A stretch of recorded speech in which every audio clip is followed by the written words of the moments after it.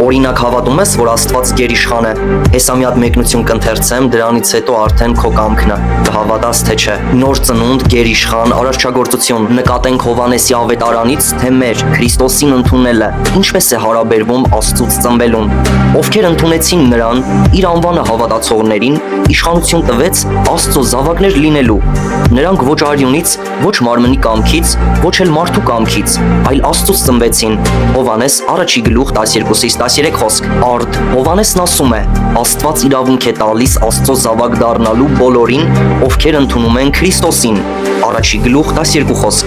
Ապա շարունակում է. նրանք, ովքեր իրավ ընդունում են Քրիստոսին, ոչ արյունից, ոչ մարմնի կամքից, ոչ էլ մարդու կամքից, այլ Աստծուց ծնվեցին։ Այլ խոսքով, Աստծո զավակ դառնալու համար անհրաժեշտ է ընդունել Քրիստոսին։ Սակայն մարդուն Աստծո ընտանիք բերող ծնունդը հնարավոր չէ մարդու կամքով։ Միայն Աստված կարող է անել դա։ Մարդը մեռած է հանցանքներում ու մեղքերում։ Եփեսացի 2:1 խոսք։ Նա չի կարող նոր դարձնել իրեն կամ նոր կյանք ստեղծել իր մեջ։ Նա պիտի ծնվի Աստծուց։ Այն ժամ Աստծո նոր բնությամբ տեսնում է Քրիստոսին, ինչպես որ կա, եւ սիրահոժար ընդունում է Քրիստոսին ողջ լիությամբ։ Զույգ գործողությունը, նոր ծնունդը ու հավատը այնքան սերտ են շաղկապված, որ այդ փորձառության մեջ չեն կարող տարբերել։